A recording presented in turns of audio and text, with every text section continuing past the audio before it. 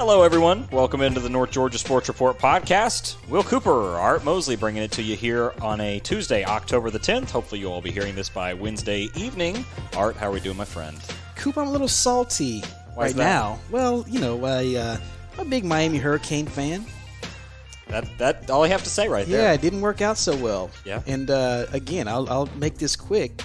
Coach Cristobal does a great job recruiting, making maybe around $8-9 million a year. Mm-hmm. If he needs a consultant to let him know when to take a knee, I'll be more than happy to do that for a small fee. I don't even have to sit in the booth. I can be. Now, I say all that to say I'm salty about that. The great thing is I've turned the calendar, and I'm looking ahead. It's October 10th as we record. On Friday the 13th, we've got another few big matchups, not just in Cherokee County, but around the state.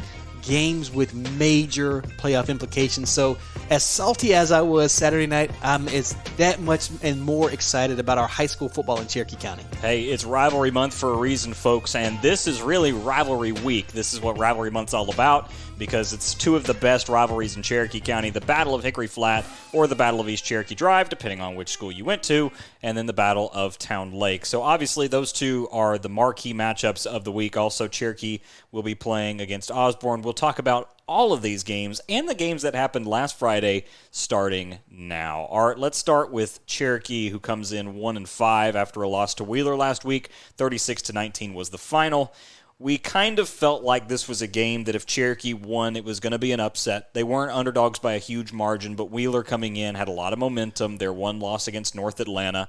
And unfortunately for Cherokee, the rushing game is what allowed Wheeler to jump over them. And the thing about Wheeler is that on a rainy night, it always benefits a running team, and that's something that Wheeler took advantage of. They ran for 269 yards against Cherokee.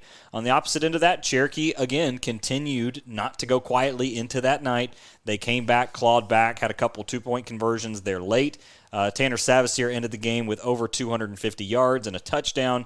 And Wyatt Tash, it was a week for tight ends, really. Absolutely. As Wyatt Tash had 110 yards on 5 grabs, I believe. Maybe 6, maybe 7, somewhere in that range. But anyway, Cherokee at 1-5. They'll get ready to play Osborne this week. Art, what did you think about the Cherokee-Wheeler game? Yeah, I thought it was probably a little too much Kentrell Brown and Josiah Allen. You mentioned that. Those are the Wheeler running backs, and they had it together on Friday night, as you mentioned, a rainy game, and running the football is something that we've seen Cherokee improve week over week. And even last week, I realized that the game was a loss. The Warriors' offense produced more yards, more offense than they had all season in that game. So I think that's the silver lining. Of course, Coop, as we always say, and if we had Coach Sean here right now, no moral victories. So we understand that. I think that if they are going to, if Cherokee needs to look forward, they've got to watch this one. They've got to win 2 games to qualify for the state tournament. This was a game that they, similar margin of victory for Wheeler as last year. Mm-hmm. I believe that was a 14-point ball game, 35-21 a season ago.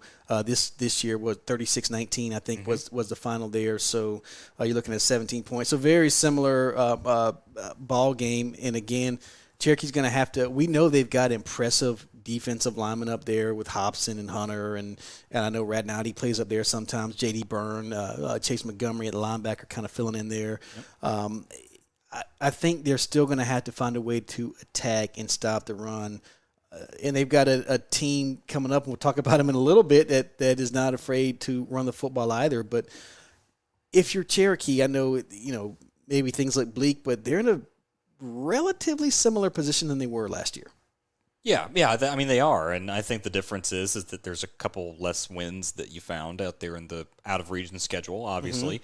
Mm-hmm. But I'm with you. I think the difference is that you look at Kennesaw Mountain, who's down the road and down late in the schedule. That's the final game on Cherokee's regular season schedule. Very winnable game. We've seen that Kennesaw Mountain's having some issues now, and they're going to face Osborne this week, and Osborne is a case of beating up on the scrubs. Yeah, well, yeah. They have not. Coop Osborne has not beat a team with a winning record, and I thought I did the math, and maybe we had texted this back and forth. I think the teams they have faced maybe have won a combined like 7 or 8 games. And Osborne's a team. But Coop, they're a team that is dangerous. All right, they're 6-0. I believe this is their best start in school history. I'm sorry, no, they're 6-0 for the first time since 1994. For all you guys keeping stats at home, that's the year I graduated high school, 1994. So it's been a minute. They won their first region game since 2011 last week, beating Kennesaw Mountain. They won their first game against a Cobb County opponent since 2004, if I'm not mistaken. Jeez. And they did this without their starting quarterback, Eddie Deuce Burr. And so that gives me a little pause this week and say maybe this Osborne Cardinal team is a little different this year than what we've seen before. Because as you mentioned, last year they got off to a hot start, 5-0, got to region play, and went 0-5. So I use CalPreps, Sure. which is a website. If you're not familiar with calpreps.com, I highly recommend you go over great site. Check it out. There's a lot of useful information. When you look at Osborne's opponents, so they give every opponent a rating, and that rating is basically used kind of like a power rating. It's a mathematical formula that they've come up with. And everybody knows how much I love mathematical formulas. So here's their opponent ratings. Okay, 1.5, 3.2, -10, -40, 4.8, and 9.8. Okay, Cherokee's a 20.7 is what they have them listed as far as an opponent goes. So we're going to see them play a team that's not 11 points better. That's not exactly how it is, but they're in their mathematical system, they're 11 points better. I want to compare that with the opponent ratings that Cherokee has faced. 44.5, 29.3, 1.5, 34.2, 37.6, 32.8.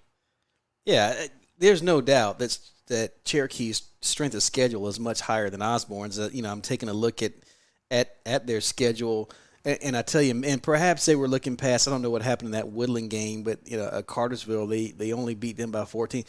I realize Cherokee's record coming in this ball game is 1-5. Right. This is the best team that Osborne's going to face to date. Yes. I don't know if I don't, and I say this. Maybe it sounds like disrespect to Osborne, but these are facts, not feelings. I believe this is the best team they're going to face. And with that said, I think for Cherokee, this is going to be the best Osborne team that they've ever seen, at least this group of kids. If they thought that team last season was good, this is going to be the best Osborne team. So either one of these teams, I caution them to not look beyond your opponent this week, because this is for Cherokee, it's a must-win game. I think because you look at the other teams in the region you'll face, two of those three that you're going to face are top 10 teams in 7A. Yeah. I think we all understand the conversation that's happening in 5-7A right now, and it's Walton and North Cobb, and Walton won that game, so we assume Walton's the region champ unless chaos happens, and then North Cobb's going to be number 2, and then from there you have to find which one of the two teams you can beat. Now, you already lost to Wheeler.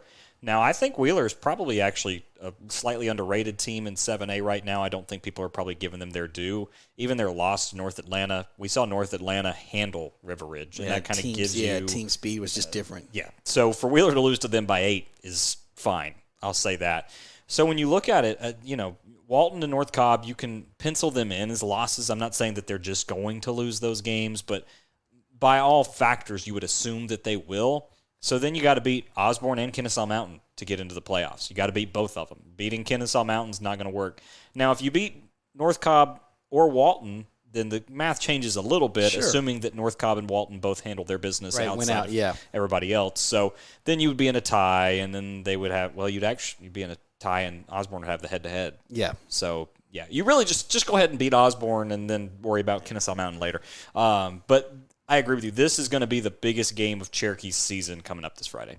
It is getting, and I think some of my keys, it doesn't change. Take care of the football. Yep. I think they had a couple of turnovers. 2 interceptions. Against Wheeler. You got to take care of the football. One great thing, I think, is you get Jace Jones back last week, and as he continues to work in at wide receiver for the Warriors, that just deepens that room. You mentioned Wyatt Tash and the big game he had. What a great weekend for tight ends in Cherokee County it was. We talked about Jace, who I think had 3 receptions for about 75 yards. Grayson Sexton throwing Pops Jamison, Israel Conway. I believe 7 receivers for the Warriors caught passes last week, and so that can only be a sign of things looking up. I mentioned their offensive production just from a yards per game was up last week. I think they're moving in the right direction. Again, no moral victories here, but I think to me these are signs that they are moving in the right direction. And this is going to be a tough Osborne team. Make no mistake about it. I know we've kind of nitpicked about their schedule, but this is a team, regardless of their schedule, they're playing with confidence. They believe they belong. So I think it's imperative for, one, Cherokee's defense to make a couple of stops and get off the field early, and then for their offense to stick a couple balls in the end zone. We already know, in my opinion, Cherokee has the edge on special teams with Reed Chanley. If the game comes down to a field goal like that, I believe, his ability to kick the ball out of the end zone, his ability to flip the field with punting and on field goals, as we mentioned. But whether or not Eddie Bird does play this week, I think that's still up in the air. I'm not quite sure about his status. Cherokee's going to have to slow down the Osborne running back, Corey Humphrey, who's a shifty back. He's trouble in space. Tyree Cook is a solid wide receiver. They've also got another one named Chris Davis. So this is a team that, and they've got another big offensive lineman. His name is escaping me right now. He's about 6'1", 305. So he's gonna be, he plays on both sides of the ball. So this isn't guys that get off the bus that don't know what they're doing. I think this is a team. The other thing that we don't talk about a lot is their coach, Coach Lukman Salam. He played, I believe, at Hillgrove under Coach Phil Ironside. Well, Coach Ironside now has come back and is one of the coordinators. I believe it's defensive coordinator. Yes. And so he's kind of got Osborne working. Speaking of their defense, they're allowing 6 points per game. Now, again. And have recorded 2 shutouts. Yes. Now, I haven't done the Cooper Predictor projection on them yet. I wish I had now at this point. But just from taking a quick glance, I don't think that their defense is necessarily overperforming by a ton. I think it's a lot more to do with the competition they're playing, to be quite honest with you. And for anyone who doesn't know, by the way, Coach Ironside, he coached for 19 years, and he has a 135-81 record in 4 region titles over his time. He was at 3 different schools, Campbell, and then you mentioned it, Hillgrove, had over 100 wins. That was back in the days of the Kenyon Drakes of the world. Yeah. Yep. 4 region titles, they were 109-46 while at Hillgrove. So that's really where he made his name. And you're right, an older coach who came back, helped one of his former players as an assistant, and credit them. I mean, they're doing what they need to do. I just don't know that they're going to have seen a team like Cherokee. And I think the fact for Cherokee is that Cherokee's got it done in a very difficult way. Right, they haven't had the success they won in the win-loss column, but when you go back and look at the fact they lost to Cartersville by 13, how good does that loss look now? I mean, I know that feels like a decade ago at this point, but after Cartersville beat Calhoun and then beat Cass, that looks like a great loss. Etowah obviously has had some injury issues since then, so it's kind of hard to compare them, but West Forsyth's playing very well. The win against Woodstock continues to look better and better as Woodstock improves as well. So for me, I like where Cherokee is at going into this game in the regards of the fact that they should be better prepared for this, and I don't think Osborne's going to be used to seeing a team like Cherokee. But at the same time, if you're Cherokee, you've got to give it everything you have. If you're the play callers in this one, if there's that play in the back of the book that you've been waiting to call because it's 100%er, this is it. You got to bring it out in this game because this is a must-win moving forward in the region. You ready for my bulletin board material for the Warriors? I'm here. I think Osborne gets them this week. It's going to be close. It's less than a touchdown, but I think Osborne gets them. There's my Cherokee Warrior bulletin board material. The one thing I'll say, I probably won't be allowed back in the gym after saying that. The one thing I'll say about Cherokee is that they've been in this situation before. This is true. I mean, this is true. We're having this conversation just like we were last year, thinking, man, I don't think they're going to beat Osborne. Osborne was 5-1 at this point, I believe. 5-0. Yeah, they were 5-1. That's right. They did lose to Kennesaw Mountain. That's right. So the conversation's pretty much the same. Yeah, both teams. Yeah. So for me, it's like, fool me once, shame on you. Fool me twice, shame on me. And exactly. I'm not about to get fooled twice. So for Cherokee, is it going to be a tough game? Yes. I don't want it to sound like Cherokee's going to go in there and blow Osborne out of the water. I don't think we'd love that. Yes. We would love That'd be great, that. But I don't really think that's going to happen. But all I'm saying is that the idea that I just don't see if Cherokee loses how they lose by much more than a field goal. That's what I'm thinking. Yeah. I think it's a less than a touchdown game. I do have Cherokee at number 5 in my power ranking, though. Likewise. All right. Well, we normally go in alphabetical order, but because we are covering 2 different rivalries this week and we want to give them their due time, we're going to move River Ridge up above Etowah, and then we will talk about the Battle of Town Lake and then our game of the week, which would be the Battle of East Cherokee or the Battle of Hickory Flat, depending on which side of the track you grew up on. Chick-fil-A. See, there wasn't a Chick-fil-A there when I was in school. That's right. That's a new thing. Yeah. Is that what people call it, though? No, I'm just making that up because it's the only Chick-fil-A between the 2 schools. That is true. Although if you're, well, I guess if you live in closer to the Cherokee that's, I was about to say, city of Canton limit. Us growing up in Ball Ground, it would be easier for us to go to the Riverstone one. That's true. All right, never mind. From where the high school sits, cool. Well, there's Canton Marketplace, too. So that's in Creekview's district. It is. So they've got their own Chick-fil-A. Just not. Anyway, let's talk about River Ridge. Let's do it. River Ridge 3-4. Obviously, our game of the week last week included them with a 34-48 loss against Creekview. What's the story in this one? I think it's the same story as last week and maybe even the story before that week, and that's the River Ridge offense is really dynamic. They're very capable. They couldn't get it done through the ground. They were having a really hard time running the football, so Ethan Spector comes in, 300-plus passing yards, 3 different touchdowns to 3 different receivers, and then also no interceptions, which was something we wanted to see. Now, they did end up with a turnover there as they fumbled the ball, so they were -1 in the turnover margin by the end of the game, but rainy night kind of just part of the game, I suppose. And then I think the other big story there is Andrew Hand continues his good work. Kickoff return for a touchdown. It was a 99-yarder, so, tie all the record books because you can't return out of the end zone now. And then the only other thing that I'll say is that they only had 50 rushing yards. Yeah, it wasn't easy sledding as Creekview really keyed in on stopping Camden Cox, and I thought they did a fantastic job, Creekview's defense. You mentioned Speck and his ability to pass the ball, 3 different receivers scoring touchdowns.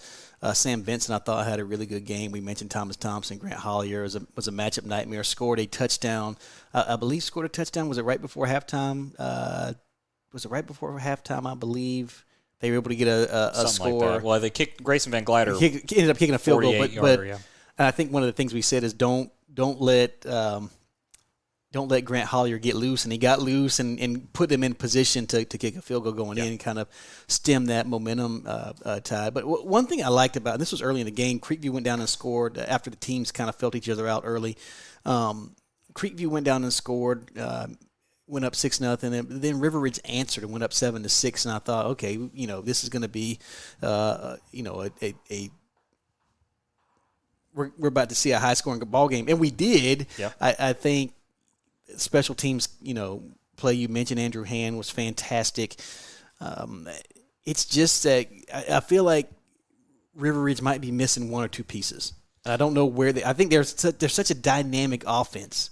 They're just like 1 or 2 pieces away, or maybe 1 or 2 plays away from even last week or 2 weeks ago against Sequoyah. We just saw them. They're right there in these games, and every game we've seen them. They've been right there. Well, I wish they would start a little faster. I think that's the thing that they've done the last 2 weeks. They've been playing catch-up, or even when we did the Sprayberry game a while ago, they were playing catch-up the whole game. And, I don't know that necessarily changes the play calling a whole lot, but it does change the dynamic of the mindset. So that's what I would say is you would rather have a fast start. If they can get started a little quicker, then I don't necessarily think that they're a player away. I don't think that that's necessarily it. I just think that they should almost treat the pregame as like 5 minutes of the first quarter, right? Because then with 7 minutes left, they do start hitting their stride. But normally by then it's a couple possessions and they're down. And it's the same thing. I mean, it was almost a carbon copy in some regards of the Sequoyah game, where you down early and then they claw back, and everybody's kind of sitting there like, how are they only down by this much? And then they bring it really close at times, and then finally they're able to evade the issue long term. But that's what I would say is that for River Ridge, I wish they would be able to find a way to stop the run a little more.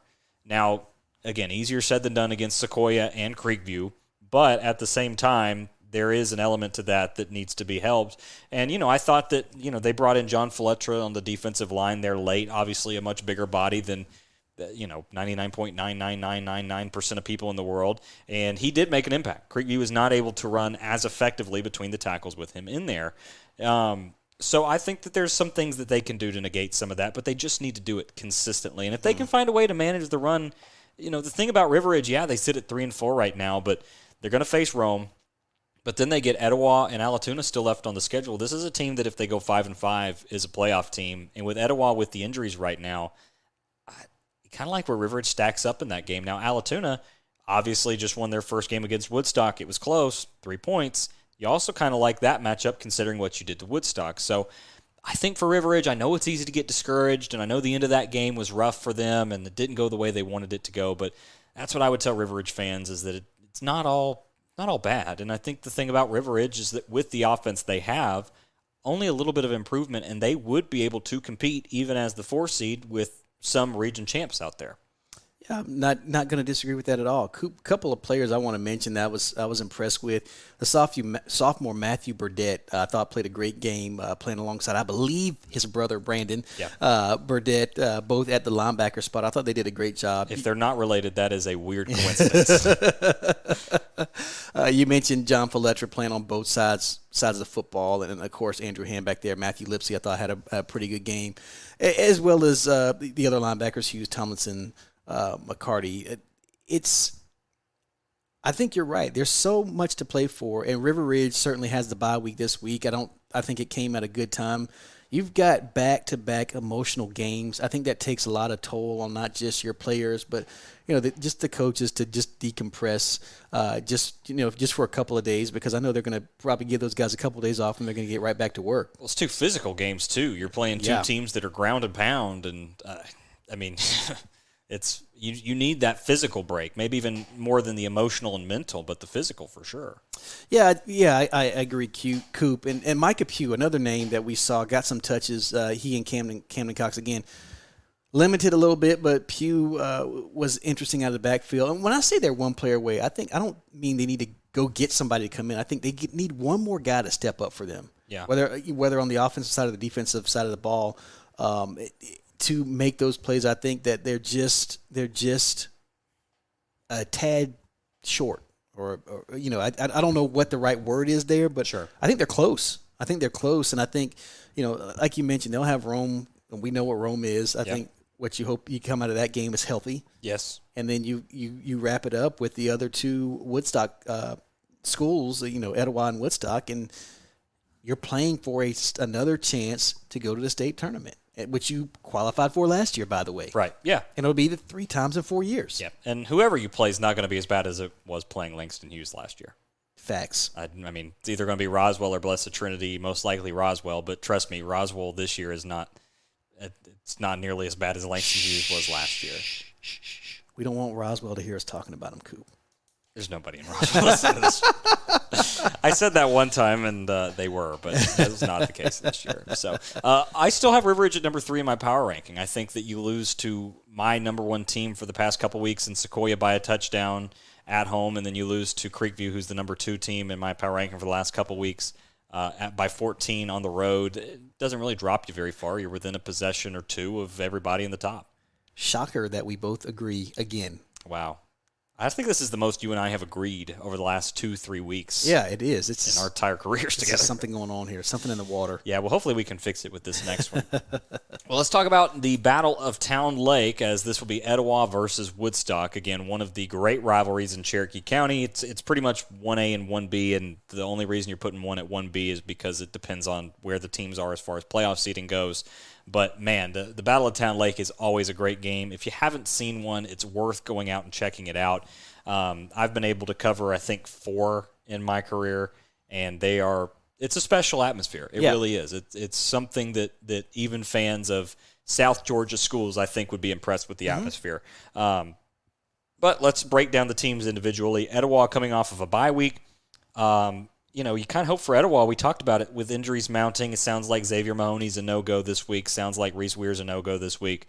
You're hoping that they're finding not replacements but fill-ins for those positions, because there's a good chance that they're not going to have those guys back for at least a couple weeks as well. So you're going to need somebody to fill in there and somebody to produce, because this is a big game for Etowah, sitting at 4-2, 0-2 in the region. This is a game that if you're hoping to fight for that playoff spot, you're going to need to beat them. Yeah, I think this is we talked about playoff elimination. Woodstock's backs are against the wall. We'll talk about them in a second. Etowah, maybe not completely against the wall, but as you mentioned, with those mounting injuries, we just don't know what the future holds. I think for Etowah, one thing they can lean on is that experienced offensive line, and that's I think that's something that will help them.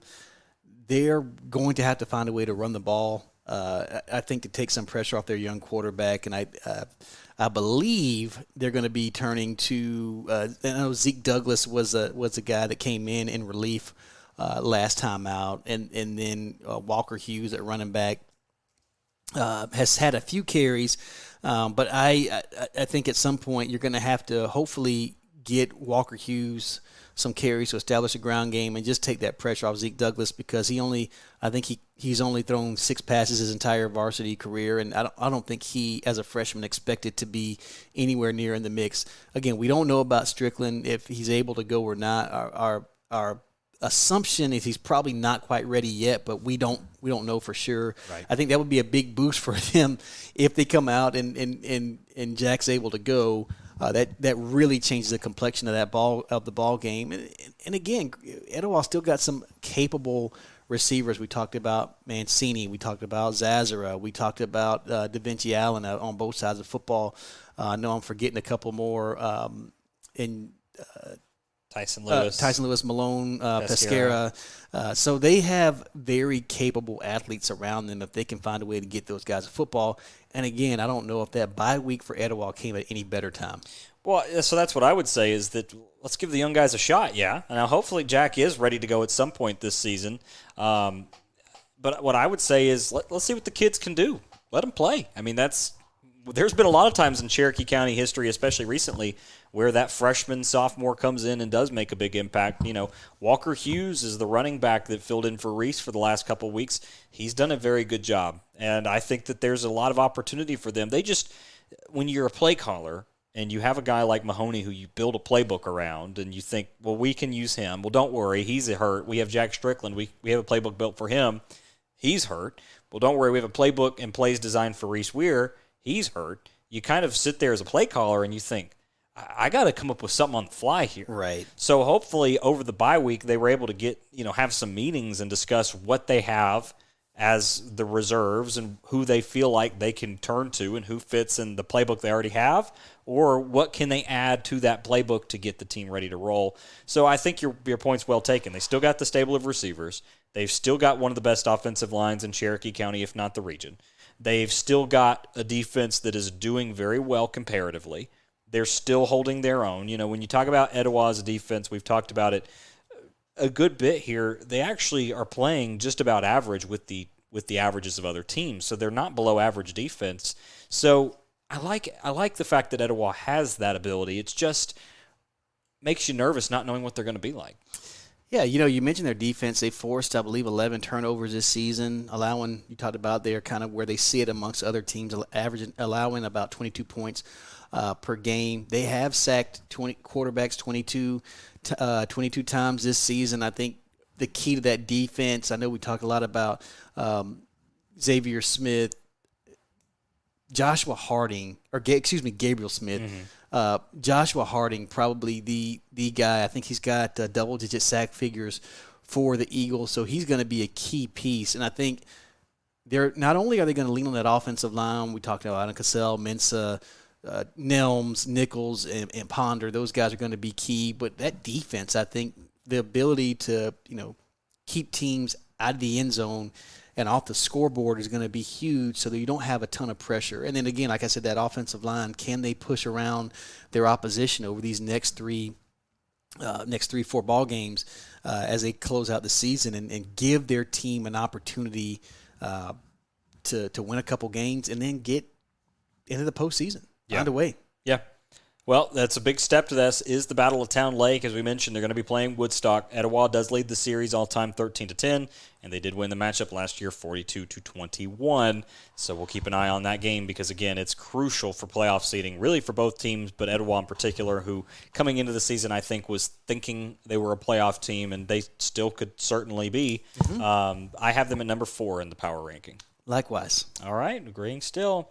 Let's move to the Woodstock Wolverines, who they will face, come in 1-6. They did lose to Allatoona. They had the lead there for a while. We were kind of keeping an eye on that score, thinking, if Woodstock wins this game, the conversation around the Wolverines changes a little bit here. Get a first region win for the first time since 2021, I believe. Yes.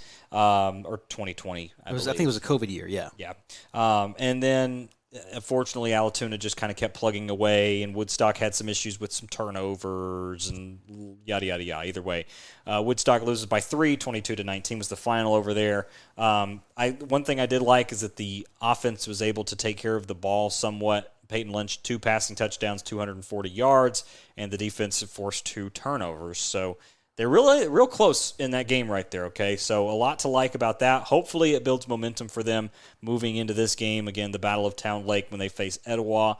Last time they won in this matchup was 2020.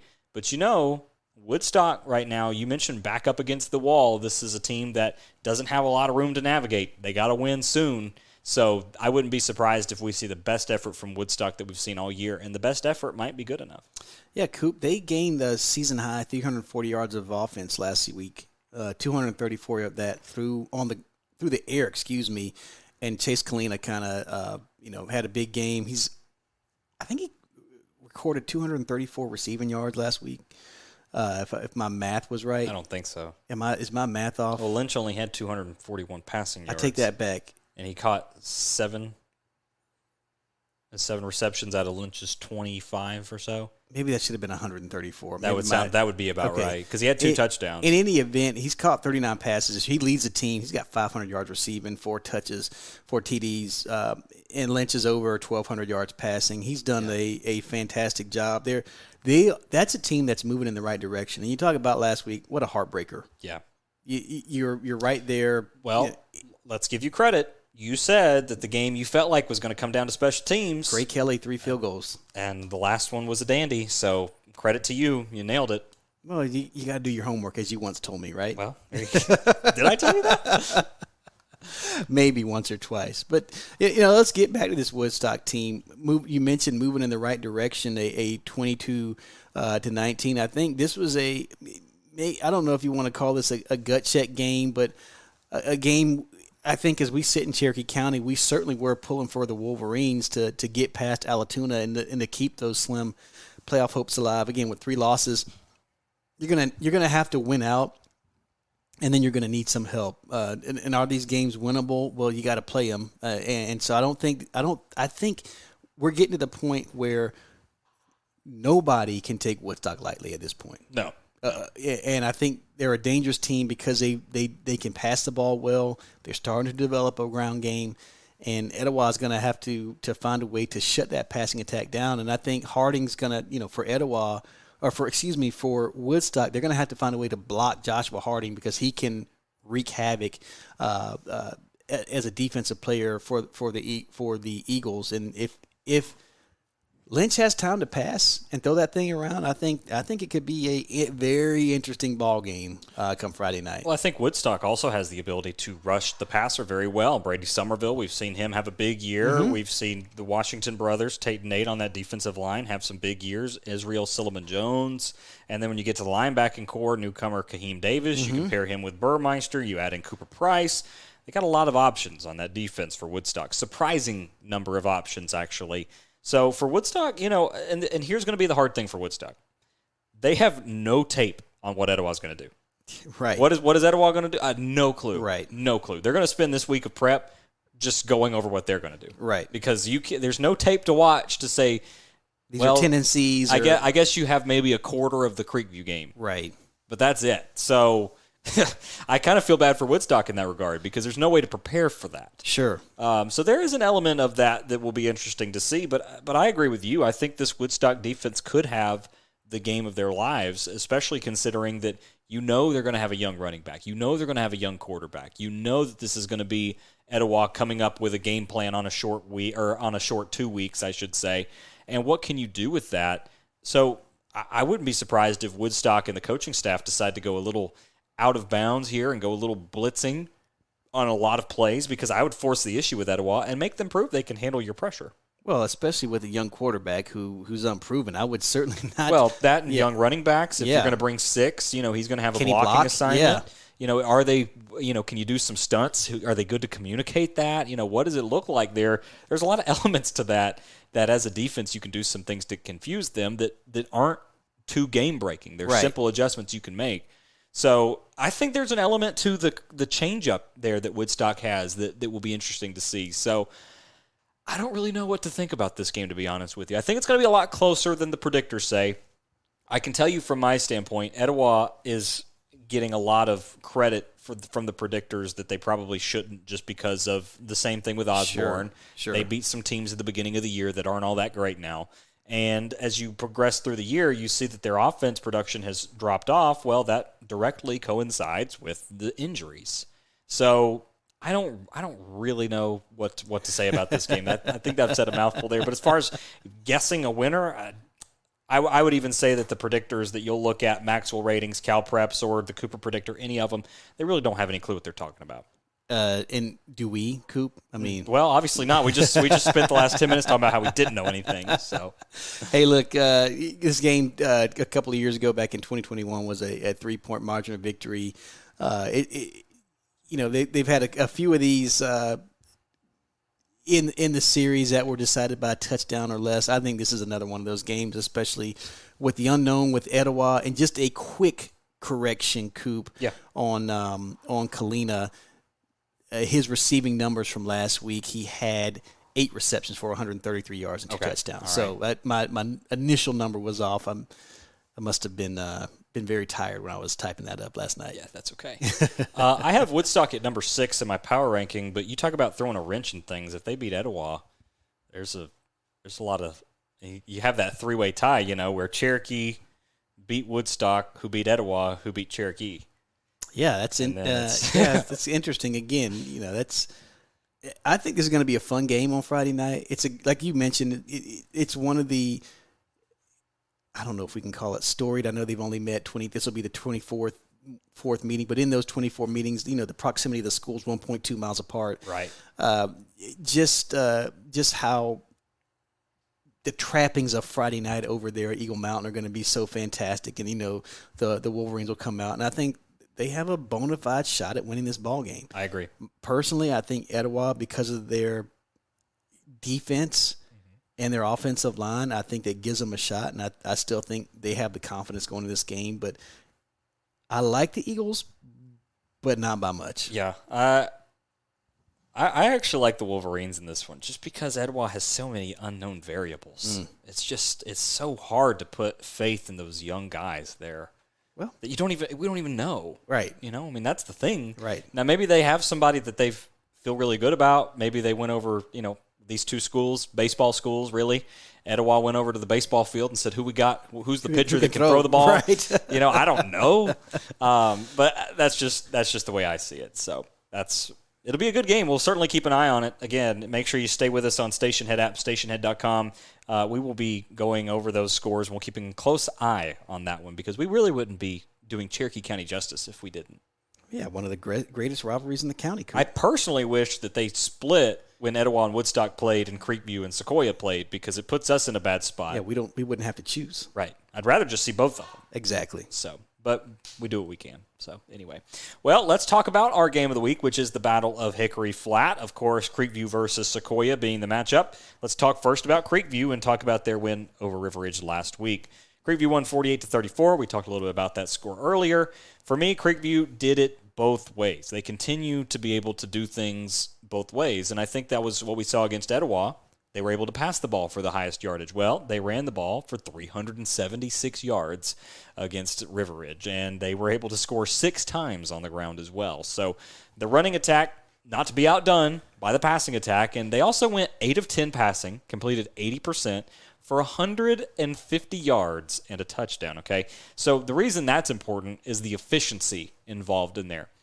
When you talk about the two main factors if you want to predict a game, there are two things you look at: turnover margins and yards per play. Those are the two things that you can take a look at. And when you look at Creekview's yards per play passing the ball, 15 yards per attempt, not completion, per attempt. That is a ridiculous number. So Creekview's offense got it done. The defense, I know they're not going to be satisfied with the final score, but if you take out Andrew Hand's kickoff return for a touchdown, you take out the 2 field goals, they only gave up 3 touchdowns. So as a matter of fact, they did pretty good. And I think the problem with Creekview at home is they score so fast that they give the ball back to the offense of the other team, and the defense eventually just gives in to whatever the other team is doing to a certain extent. So all that said, I like what I saw from Creekview. They're a tough team. Didn't give them enough credit to start the season. I fully admit that. But at 6-1, they're one of the best teams in the region and certainly one of the best in the county. Yeah, it was impressive, Coop. I think their ability to run the football, they're averaging, I think it's at around 220, 230 yards per game on the ground now. Over 1,650 yards on the season that they've rushed for. You mentioned the efficiency for Austin Guest, and then you talked about their yards per attempt, which is a lower number than yards per completion. Right.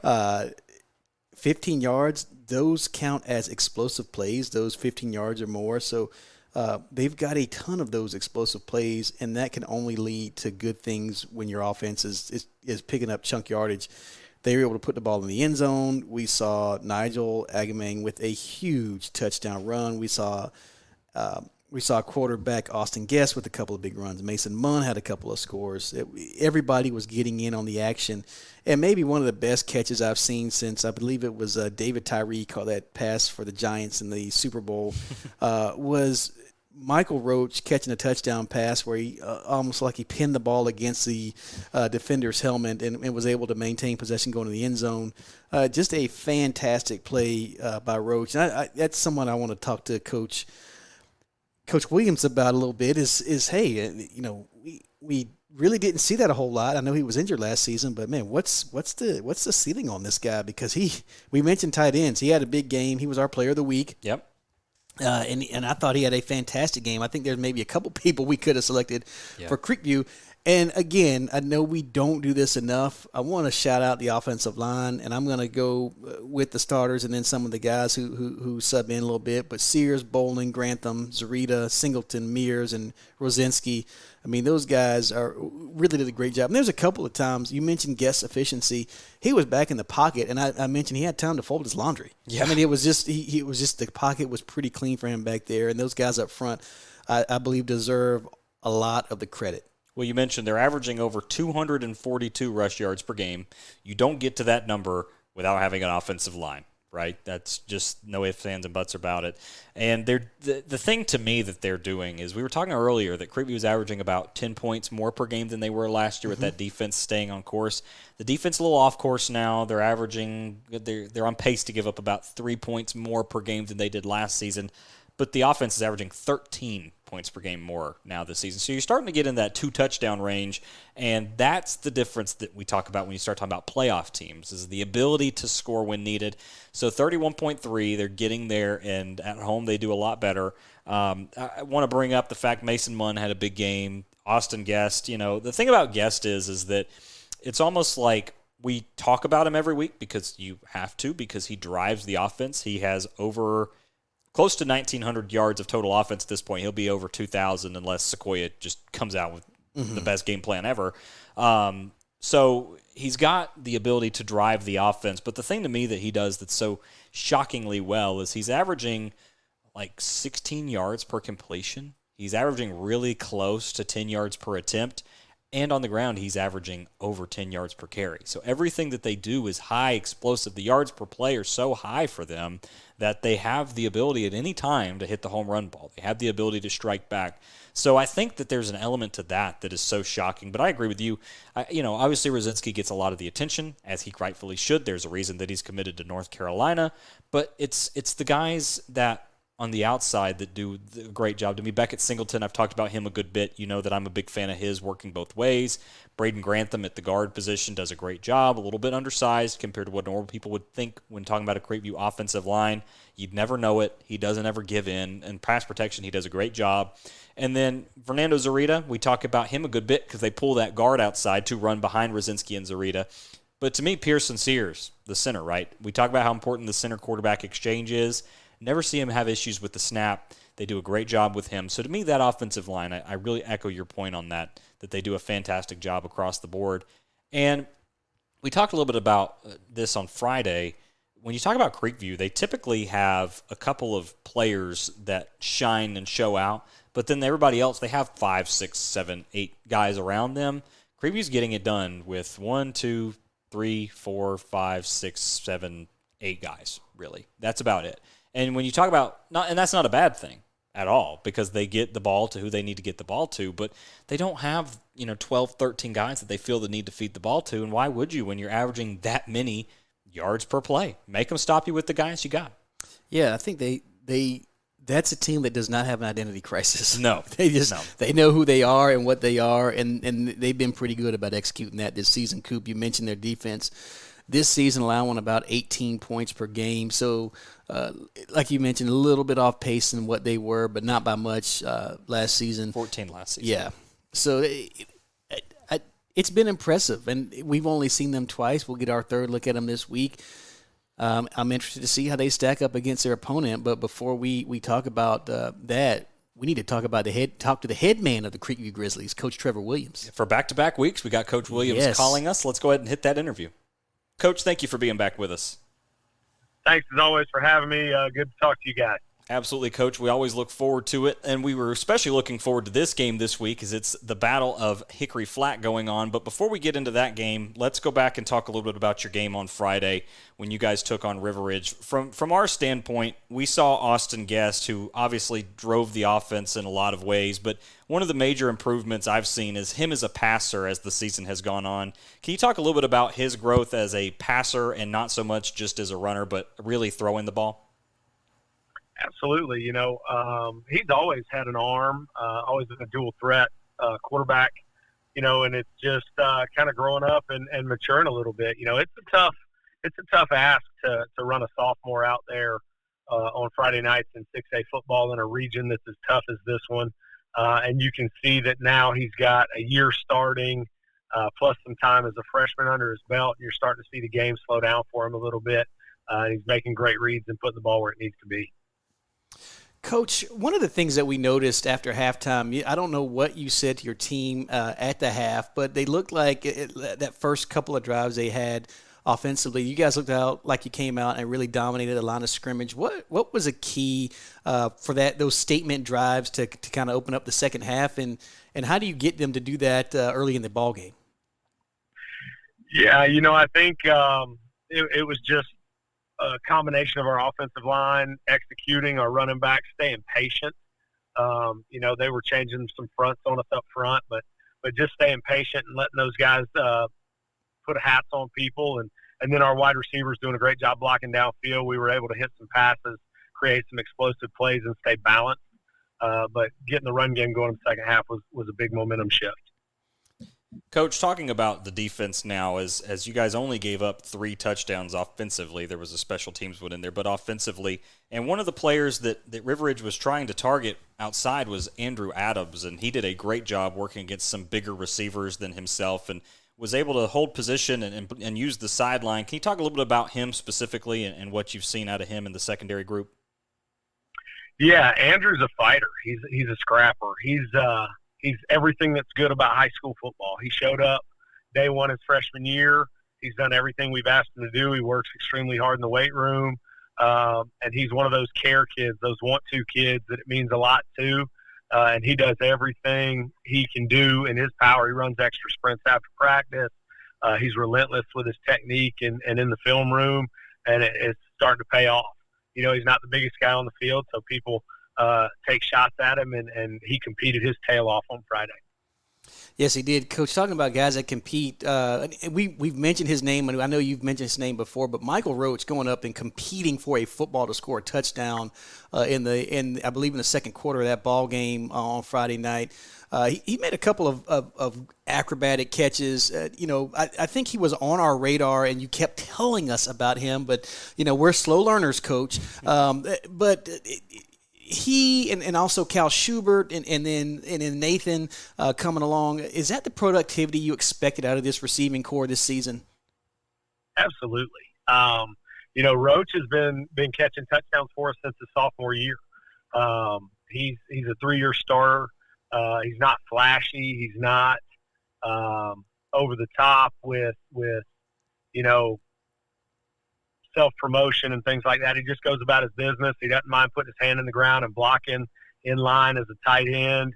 And then, he's able to create space in the passing game. So he's truly a do-it-all tight end that I think is starting to garner some attention in the recruiting game.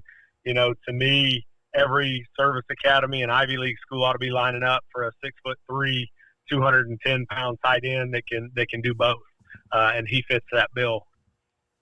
And, Coach, I want to ask a little bit about as the team as a whole here, as you guys are moving into the Sequoyah game, which obviously for Creekview is probably the biggest game of the year as far as rivalries go. There's going to be a lot of emotion in this game. How do you as a coach manage that? Is that something you embrace and let the kids play with, or is it something you kind of try and reduce and get them to focus on just the X's and O's side? I think it's a balance. I think this game has to be played with passion and emotion. I think football as a whole is meant to be played with passion and emotion, as long as you can harness that into being able to execute in big moments. And every kid's different. So, I think we as coaches have to do a good job building relationships with our players and finding out what each kid needs. Because some kids need to downplay it, stay focused on just the assignment, whereas other kids may feed off that emotion and that passion. And I know our kids certainly feed off the home crowd, our student section, and everybody that comes out and watches and puts on the production of a home game.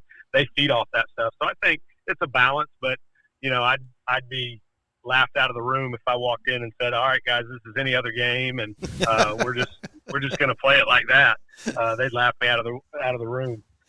Well, Coach, you do mention your opponent this week, or will mention it, are the Sequoyah Chiefs. They come up from Hickory Flat over to Owen Store in a region game. A lot of things on the docket this week. Certainly neighborhood, county bragging rights. I think the bigger thing that we take a look at is where you all line up in the region, and certainly there are still you all have, including this one, 3 other region games to play. So we don't want to get too wrapped up. It's one game at a time. But as Sequoyah comes over this week, what is the game plan for success for you all on Friday night?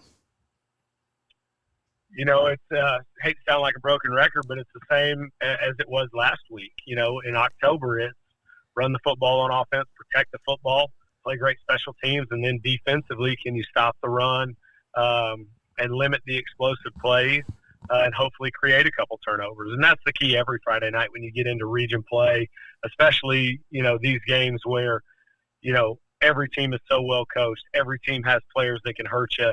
You just got to go out, make it about you, and hope to execute at a high level for 48 minutes.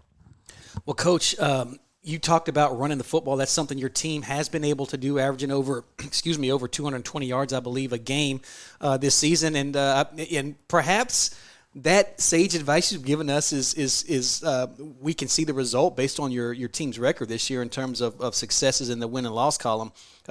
Again, big game this week as always, Coach. I got a feeling. I mean, we've talked to you 3 times this season. I got a feeling I know what you're going to say here. But any message to the Grizzly faithful as we get closer to the weekend and this game on Friday night? The same as it always is. Show up and show out. Our home crowd does such a great job. Our community does such a great job of supporting these young men. But not only the football team, the band, the cheerleaders, the ROTC. Folks that do so much for our school, and I have no doubt that it's going to be a great atmosphere for high school football. I know Sequoyah is going to travel, and it should be a packed house here on Friday night. Well, we certainly hope so, Coach. It's been a pleasure to take in a couple of games at the Den. We're excited to be back this weekend, and we wish you the best of luck on Friday night. I appreciate it, guys. Have a good evening. So a special thank you to Coach Williams for, again, joining us here on the North Georgia Sports Report podcast. Art, one of the things that he said that I thought was interesting, and I'm going to ask Coach Teter about it as well, but that emotion of the game. Everybody knows what this game is, and I'm very interested to hear his point, because I kind of thought, just from knowing him, that he was going to say we try and just focus on the X's and O's. But, actually, playing into that, I'd be interested to hear what that locker room is like getting ready for that game, because that they don't really need a hype-up speech. No, they don't. It doesn't take much. Right. So I would just be interested to be a fly on that locker room and hear the conversation before they take the field. But obviously, a big thank you to Coach Williams for being with us. Yeah, Coop, that was a great point. Salient, as some would say, a salient point that you made. And Coach Williams was right. Hey, I'd be a fool, if I was going to tell you that, there is no emotion to this game. It's just another game. I thought that was that's a point well taken by Coach. They know what's at stake, right. And I believe that we'll get a similar response, from Coach Teter. But I think even our good friend Larry Prather, who we were able to have a great interview with him in the booth last week. What a great treat! If you guys didn't listen, go back to Station Head, and that interview was at halftime. But he had mentioned that emotion is a phase of the game, and I think you have to be able to play with it and then be able to control it and not let it control you. Yeah. I think that's what Coach Williams, was getting at, and it should be a fantastic atmosphere. Yeah. Well, before we talk about the atmosphere, let's talk about their opponent first. Let's do it. The Sequoyah Chiefs, 4-3. We're not going to spend a whole lot of time on the game on Friday because it's just not pretty across the board. Okay? Started off well. It did. We were sitting there at Creekview. You mentioned it, and we're watching the score, and it's 3-0, and it stayed 3-0, and it stayed 3-0, and we're kind of like, okay, maybe Sequoiah's, rainy night again. Rome, more of a spread out offense. Maybe Sequoiah's able to limit them a little bit more. Well, they eventually found their footing and ran away with it. 59-3 was the final. For Sequoyah, only 115 total yards. They scored on that second possession. They did kick their first field goal of the year. So, hey, credit. Sequoyah can kick a field goal. That's good to know moving down the stretch. But just such a tough break. I mean, when you play Rome, you kind of hope for our Cherokee County teams they keep it relatively close, which is such a – I don't know. I could go on about it, but it's just such an unfortunate thing to have to say in high school football that you're just hoping they can keep it close. Right. But it is the truth of the matter. So hopefully for Sequoyah, it's not something they have to focus on for too terribly long. Hopefully they're able to shake it off rather quickly and get back to their winning ways. Yeah, Coop, I think the recipe for Sequoyah is their ability to run the football. I know they've gone to a spread a little bit more, but I think we've seen them at their best even out of that formation when they can run the football. And we mentioned offensive line. When we talked about Creekview, I want to talk about Sequoiahs for a little bit. Maybe we don't talk about them as much as other units, but Alex Brewer, Leggetti, Morris, Martineau, Bass, Agundale, and the big one up front, Curl. How can we forget him? I think when they've been able to set the tone up front, Sequoyah has had their most success. And if you look at their stats, they're not accumulating a ton of yardage each game offensively. I think part of the reason is because they're taking these time. They're even out of the gun. They've got these time-consuming drives, and sometimes their best offense is to say, you know what, we're just going to take this ball and play keep away. And when they limit the amount of possessions that their opponent gets, they limit the amount of possessions they get, and so they're not racking up as much yardage. So I think that number, 225.7 total yards per game is kind of a misnomer, but because of the time of possession that they take in every game they played in, maybe save for the River Ridge game. But well, I think one thing that is slightly frustrating about Sequoiah's offense is their yards per carry. I don't have the official number, but just going over some of their big-time carriers, Hancock has 26 carries, 203 yards. It's not a bad average. It's, close to 10, so that certainly works. But, Rzecki, 79 carries for 286 yards. That's, like 3 yards per carry, a little less.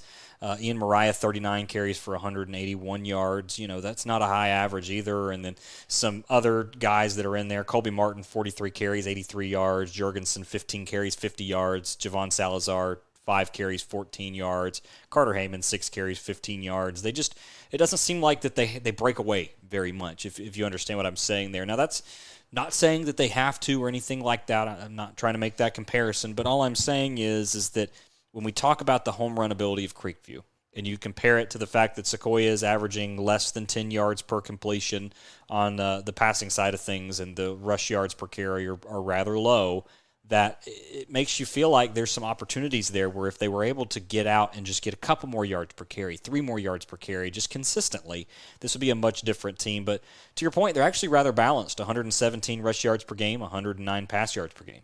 So it's not an issue of balance. It's just there's not a whole lot of yards, but they also force a lot of turnovers, and they get the ball in positive, positive situations a lot of times. So that certainly helps as well. They're a point above their average last year at this point, so they're scoring a little bit more than they were last year. Now, again, coming off of a Rome game where you only scored 3, take it with a grain of salt. But all I'm saying is that the Sequoyah offense is slightly frustrating to watch at times, but they have so much promise when it comes to that too. So I just don't know where Sequoyah's offense lies with me right now.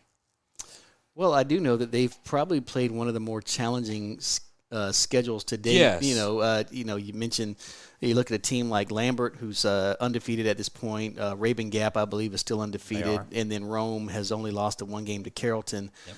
Cedartown. Cedartown is kind of right back in it in 6-4A. I believe that's 6-4A or 7-4A, but 7-4A. Excuse me. So that it's not like their losses are to teams that are legit playoff contenders, right, in their respective classifications. So I think you have to take some of those. They're giving up about 28 points a game, but again, look at who they're playing. And this week, I think their defense is going to need to be careful that they don't get it's a Creekview offense that's playing with a lot of confidence, but I don't know if Creekview's seen a secondary like they're going to see this week. And we talk about them week in and week out. Cam Walker, Bretton Darling, Jackson Hancock, and then Tyler Bell. Yep. Bell, thank you very much. I think they have 4 legitimate defensive backs, and then throw in a linebacker who's got ridiculous speed and Tewo Gundale. I'm very curious as to that. Can Sequoyah have the amount of success we've seen them have and we think they can have, even against an offense like Creekview's? Well, the thing about Creekview is they're not going to be complicated. You know what they're going to do. They're going to hand the ball off. It's going to be guessed on some quarterback keepers. It's going to be play action passes. There's not a whole lot of moving parts to that Creekview offense. That maybe the pulling guard, but they do that enough where even I notice it. Okay, not high level X's and O's here. Sequoyah is going to have a game plan for it, but I think at a certain point it becomes just stop me, and I think that's Creekview's attitude right now is just find a way to stop me, make you, and I don't know. Sequoyah's defense to me impressed in a lot of different ways. They impressed against Etowah when Etowah was still full strength Etowah. Mm-hmm. I still think this defense is good. I think that they're one of the better groups in Cherokee County. The question to me is that defensive front is going to have to set an edge a lot better than maybe they did in the River Ridge game, where at times River Ridge was able to run the ball a lot more effectively. And I'll tell you the other thing is that Creekview was able to limit Ethan Spector running the ball. He didn't have anywhere to run. Right. And even though they only brought 3 at times, they were still able to limit the mobile quarterback. Sequoyah is going to have to find a way to limit Austin Guest, because that's the key to the offense right there. You got to find a way to limit Guest. I don't know how you do it. That's why that there are better coaches than me out there that'll be able to answer that hopefully a little bit more. But all I'm saying is that Sequoyah's defense is going to have to be disciplined. They're going to have to win some one-on-one matchups too. I mean, that's at some point you're going to play 11-on-11 football with a mobile quarterback. So how are you able to beat them? That's up for them to decide. Well, you mentioned coaching, Coop, and we've got another coach on the line right now, Coach James Teter, the head coach of the Sequoyah Chiefs. I think it's about time we talk to him about this ball game. Coach, thank you for being back with us. Thank you all for having me again. Absolutely, Coach. Always look forward to get a chance to talk to you. And that means we get to see Sequoyah play, which you guys are playing a big game this week against Creekview. But before we get into that, I want to ask about the season. As this season's almost been identical to the last season as far as the wins and losses, the only difference being beating Cedartown this year. Where do you feel like your team is compared to where they are this year as compared to last year? I think we're a little bit more ahead.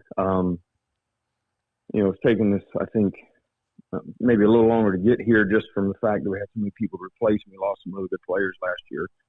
But I think with what we're doing offensively, excuse me, and Brent's got the defense going in the right direction, I think if we're not at the same level, I think we're a little bit ahead. Coach, we had a chance to see Taiwo Ogundele play a few times this season. And quite frankly, I don't know if there's a faster linebacker in the county and maybe in the region. What has I know he was injured a little bit earlier in the season, but what has his return to this team meant for your defense? Oh, it's meant a lot. I mean, he's a great leader. He gets everything set for us. It's meant a lot just because we don't have any other linebackers with his quickness. He started out as an outside backer and kind of went the inside last year for Brent, and he's done a really good job of learning his role and how to play the inside. And he's came a long way since last year. But yeah, it's meant a lot to our defense just because he's kind of the front leader for all the interior front guys in the linebacking group as a whole. Coach, every year when we get to see the Battle of Hickory Flat, it's always a big game and there's a lot of emotion involved. I want to ask, as you as a coach, how do you manage that emotion? Is it something that you embrace, or is it something that you have to try and reduce a little bit and get the kids to focus more on the game plan? I'm not sure you can reduce it.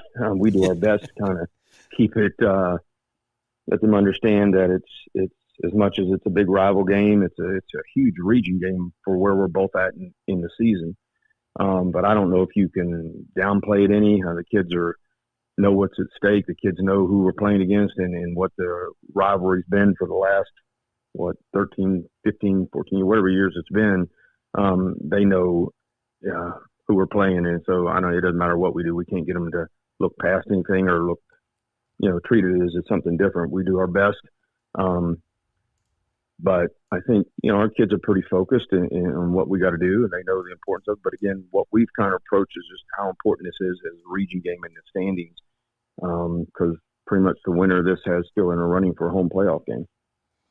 Coach, you mentioned it, and there's going to be a lot at stake. Before we get to that game and get your thoughts on the game this Friday night, another player I want to talk about a little bit is Ian Mariah. And I think a lot of times on your team, we spend a lot of time talking about Jackson Hancock, and rightfully so, because he's one of the most dynamic players in North Central Georgia. But we felt like watching Ian, in his own right, he's been just as dynamic, does it from maybe a different position defensively. But how have you seen him grow as a football player? We realize he's a tremendous two-sport athlete, but he's worked on both offense and defense for you. What has impressed you most about Ian this season? Ian's just very consistent in everything he does. I think him being such a really good baseball player has helped him in how he handles his business. He's grown a great deal as a defensive player in how he handles the front, how he handles what his role is on the defense.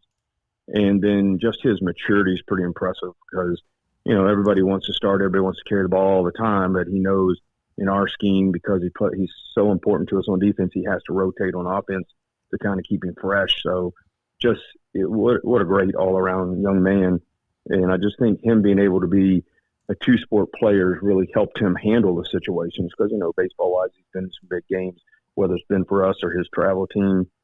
So it's allowed him to understand how to handle the big, tough situations that he may face either on offense or defense. But probably his just consistent play at everything he does, and he's just a extremely good kid and good leader for our program. Coach, as we talk a little bit about the game on Friday, you guys will head over to the Grizzly Den, take on Creekview in the Battle of Hickory Flat, one of the best rivalries in Cherokee County. What is it going to take on Friday for you guys to come out on top and beat Creekview with how dynamic they are, and you guys yourselves have been able to limit some of those dynamic quarterbacks throughout the year? What are you looking for in this matchup? They're very well coached offensively and defensively. I think they, in my opinion, probably got compared to Rome, maybe the next best defense in the region. I mean, they're just very physical up front, very physical at linebackers. Their linebackers last year just gave us fits. We're going to have to play very well. We cannot turn the ball over. The other night against Rome, we started out really well and just about the second quarter, started making some mistakes, turned the ball over. And when you play good teams like Rome or Creekview, you just can't make those mistakes. And then offensively or defensively, it's kind of the same story Brent's been dealing with for the last few weeks. You got to find a way to slow the quarterback down. He's a really good thrower. He's also a really good runner. People don't see that as much or notice that as much, but he's really good at running the ball. They got a really good running back and some good wide receivers. So they've got athletes scattered all over the place, and we're just going to have to find a way to slow them down, and then offensively find a way. We got to find a way to move it, whether we run it, throw it, whatever. We just got to find a way to move it. Because evident last year we didn't score a whole lot, but we found a way to get it done. So we just got to find a way to play mistake free, and then just find a way to slow their offense down. They're pretty tough. Well, Coach, it is going to be a great game, or we anticipate it being a great game on Friday night. I think we had mentioned this before when we had Coach Buddy on, or a couple weeks ago when we had Coach Buddy on with you, that you mentioned Creekview's defense, but yours has been pretty darn good in their own right, especially against county opponents over the last year and a half, holding them to, I believe that we're right at about 11, 12 points per game in the last 8 county matchups. So much respect is due to your defense as well. We're looking forward to seeing y'all out there. It's always an exciting matchup. I feel like every time we've had you guys, and I know this might put a few more gray hairs on your head, but they've been games that have kind of gone down to the wire, hadn't been decided until the last maybe drive or so. So as commentators, announcers, and spectators, we're looking forward to it. I'm sure you'd like to go out there and win that game, 42-0, but we're looking forward to an exciting ball game. Well, it should be an exciting time, not just for both teams, but for the people in the community. It's a great game for the community. And so we're looking forward to going over there and kind of playing and see what happens.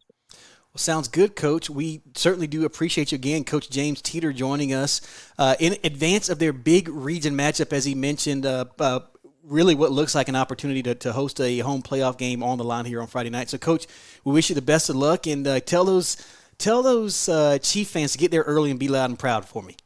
They will be. I will. Again, thank you to Coach Teter for being with us here on the North Georgia Sports Report. Always great to talk to Coach Teter. I'm sure he's tired of us at this point, 3 times in a month. It's probably like, all right, guys, y'all find somebody else now. But and I, as I mentioned it with Coach Williams, I thought it was interesting. I thought that he would say that they would try and limit the emotion a little bit more, but both guys embraced that. Yeah, they did. They did, Coop. They know it's those players don't live in a vacuum, sure, and so yeah. they understand that, and so they have to find a way to, like you said, embrace that part of this rivalry game, and so much on the line Friday night. Yeah, there is. Well, we can finally talk about it. Let's talk about our matchup on Friday night. Do it. The Battle of Hickory Flat, again, our game of the week. Station Head app, stationhead.com, or visit us online, northgasportsnetwork.com/live. And that's where we'll be going live, 7 o'clock. Make sure you tune in. But this game, an absolute dandy. It's been that way for the last few years here, especially last year, where if you're a fan of defense, the 7-3 slugfest it was is exactly what you were hoping for. All in all, this game, I have a few keys to the game, as I guess is becoming my tradition here. All right. Give them to me. Guess what number 1 is? Limit your turnovers. Turnover margin. Sequoyah is +4 on the season. Creekview's now +2. Austin Guest has not thrown an interception since the North Forsyth game. Has really taken care of the football in a big way. Sequoyah, on the other hand, had a couple of turnovers recently. Now, one thing that Sequoyah's defense does better than anybody in the county is force turnovers. So those safeties you mentioned before we got to Coach Teter's interview there of Darling and Hancock, both those guys with interceptions. Hancock has 3. That's going to be a big key for the Sequoyah defense. So it's going to be up to who can take care of the football. Number 2, who can run the football? We talked about this a little bit already. Sequoyah, 117 rush yards per game. Creekview, 243. But if Sequoyah gets the ball in plus territory, that yardage doesn't matter as much. And then the key to this game to me, the one that maybe everybody isn't thinking of, because I think the first 2 are pretty self-explanatory, is the play-action passing game.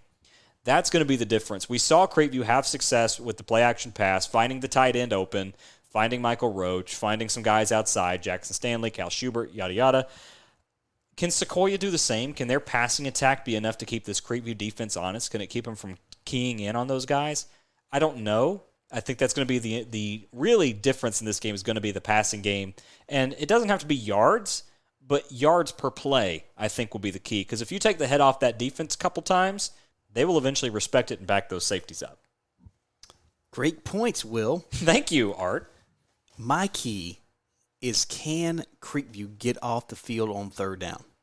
We've seen Sequoyah, if it's third and short, it might be 4 down, almost always. They are going to force you to stop them. And a lot of teams, at least in the county, have not been able to do that. So that would be my big key. On third down, can you get Sequoyah, if you're Creekview, can you get Sequoyah off schedule? You have to account for Colby Martin. He's not going to beat you with a 40-yard pass down the field. I understand that. But what we've seen out of him throwing the ball, he's been very effective in those short, intermediate crossing routes. And those Sequoyah receivers in space can be trouble. And I know we've sang the praises of the Creekview secondary here, but I don't know how well they'll match up against these Sequoyah receivers. And I know that sounds very odd for me to say Sequoyah receivers, but I also include Jackson Hancock in that bunch as well. My last key to victory is a line of scrimmage. And I'm going to say this. I hope we get to see Andrew Rosinski and Ian Mariah go up one-on-one because I think that would be a fantastic matchup there. Mariah, again, we mentioned him with Coach Teter. He plays on both sides of the ball. He's going to run a little bit, play the tight end kind of H-back position, and then he's also one of the starting defensive ends. And if I think the winner of that matchup is probably going to help dictate that line of scrimmage. So this game is going to be one of the trenches, as always. Coop, I know this is, I know Creekview plays better at home. Yep. Blah, blah, blah. I don't know if they're going to have an answer for that Sequoyah secondary. And I think that Sequoyah will not let Rome beat them twice. No, I agree. I don't think and it's going to be close. But I like the Chiefs. Over-under 41. What do you feel about that?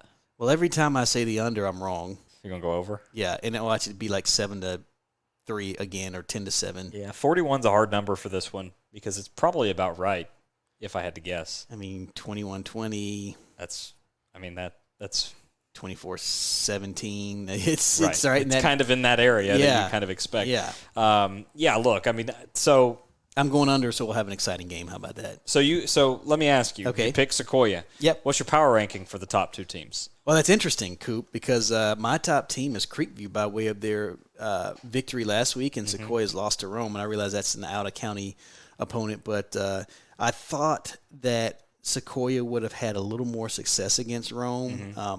I just think this is a bounce-back game for them and almost a trap game for the Grizzlies after flying so high for so long. Well, I'm glad you and I can disagree. Okay. Because I have Sequoyah at number 1 in my power ranking. Pray tell why. You losing to Rome means nothing to me. I could care less how much you lose to Rome, to be honest with you. I just don't care. Okay. Maybe I'm a biased voter or something, but Sequoyah is number 1 in my power ranking, Creekview number 2. Okay. And look, for Creekview, we talked about some of the opponent ratings that we mentioned from Cal Preps. They really haven't beaten anybody all that impressive yet. Now, Cambridge is starting to look a little better. Hillgrove's okay, but the loss to Calhoun's arguably their best performance of the year. Sure.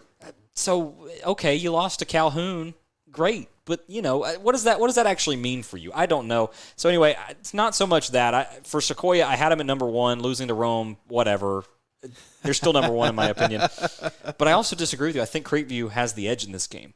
Really? I do. I think that the Cooper Predictor has Creekview at 24, Sequoyah at 10. Okay. I think they're disrespecting Sequoyah a little bit on offense. I think Creekview's defense is getting a big boost from playing Etowah and Etowah being injured in that game. So I think maybe there's a little bit of bias there. I would think maybe 24-14 might be more right. But what I will say for Creekview's standpoint is that they have done what they've needed to do to win. And I think that if you limit them passing the ball, they're going to run the ball. If you limit them running the ball, they're going to pass the ball. I don't know how you stop them doing both. And I think that that's the key in this one, is that I think that they're going to be able to do both. And I also think the weather's a factor in this one. You have kicker and Lucas Hubert, who's a lot more consistent, has been tried a lot more on the field goal unit. Now, Sequoyah made a 37-yarder, I believe. Yeah, in the weather last week, yeah. Right, but how many times have they practiced that where they got to that point? Creekview has done it in a game a lot more. So I think that there's an element where special teams could come into play in that regard as well. Will Rzecki punting for Sequoyah now. We saw him. He's done a good job with that, just not necessarily the yardage that some of the other kickers in the county have gotten. So field position will be big in this one. And I think the biggest thing is the progression of Austin Guest. Again, he hasn't thrown an interception since the North Forsyth game. I don't know he gets out of this game unscathed. I was about to say, you keep bringing that up. That's the announcer jinx. Like. Well, maybe.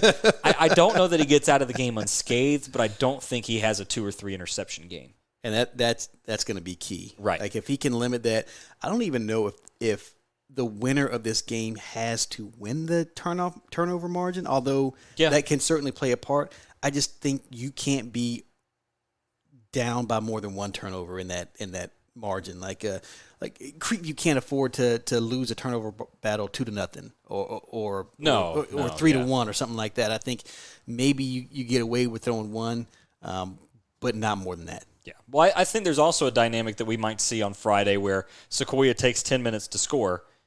Creekview turns around and scores in 2 minutes, and then Sequoyah takes 10 minutes to score. Creekview scores in 2, and there's this back and forth of like waves in an ocean where it smacks you in the face, and then there's the long draw back out to sea. So I just think that again, Creekview at home, they play a lot better on offense. The defense is about the same, home and away.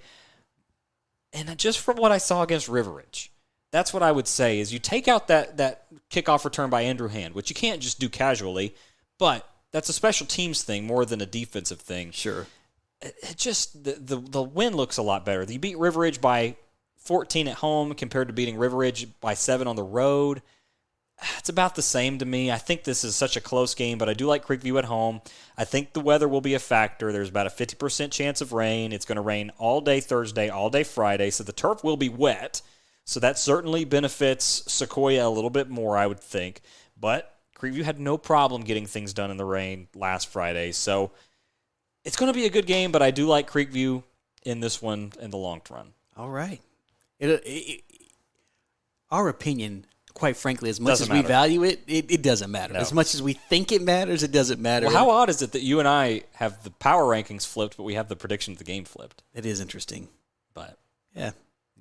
It is what it is, right? Yes, it is, and I think that just means we both see something. It's just a different something. Yes, I agree 100%. And here's what I would say is that if Sequoyah does win this game, I wouldn't be surprised. Right. And I think the same for you, right? If Creekview won it, nothing's going to shock me on Friday night unless it's a blowout by either team, and I just don't think that we're in for that. Or if the total number of points scored is like 63. I think then I'd be like very surprised at that. But anyway, Coop, I think this is going to be a fantastic game. Both communities, as the coaches mentioned, so close in proximity. And, this is a series, as you and I talk about, that Creekview has dominated, even being the younger school from in terms of existence. Creekview leads the series 11-4. So for a while, it wasn't even a rivalry. Right. Because Creekview had won so many games in a row, but now Sequoyah's kind of clapped back a little bit and has broke that streak, and they're going to be bringing a very talented ball club into the Grizzly Den, and so I can't wait. I'm excited, man. It's going to be a great one. It's what we've been waiting all week for. We're certainly looking forward to it. Again, Station Head app, stationhead.com, northgasportsnetwork.com/live. Tell us a little bit about some of the other games around our area, because again, as we get into this playoff mode, which we are definitely in here, getting to the end of the season, we got to keep an eye on our crosstown rivals. Absolutely, Coop. And let's start off in 7A. And just within Region 5, 7A, Walton will host Kennesaw Mountain. Wheeler will host North Cobb. I think out of those games, the Wheeler-North Cobb is the most interesting. Wheeler, again, the dynamic of them being able to run the football against a seasoned and experienced North Cobb team, that ought to be a great game. There wouldn't be shocked if there was an upset.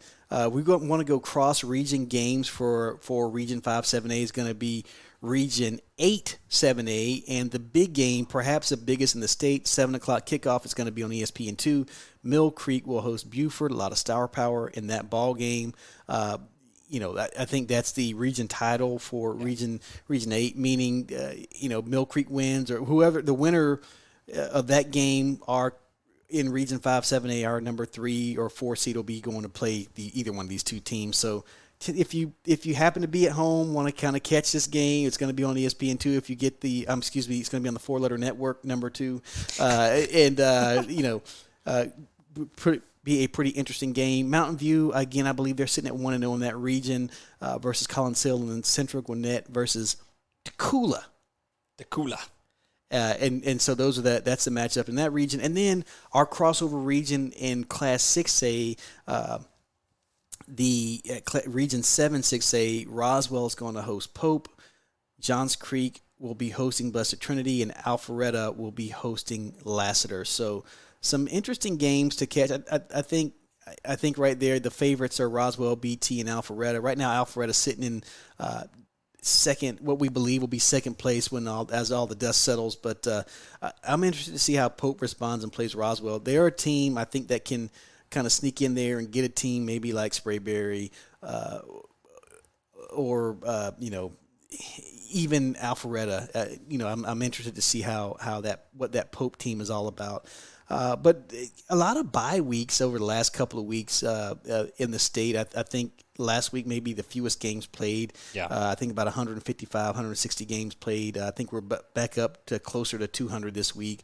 But anyway, we're getting close, Coop. We are officially, I think, after this week, we're in the last stretch of the regular season, the last 3 weeks, last quarter of the season. So this has flown by, and before it flies by any further, I know we say this week in and week out, but we just appreciate everyone who downloads a podcast, listens to a broadcast, shares our social media platform, the people that talk to us in the community. We certainly appreciate that.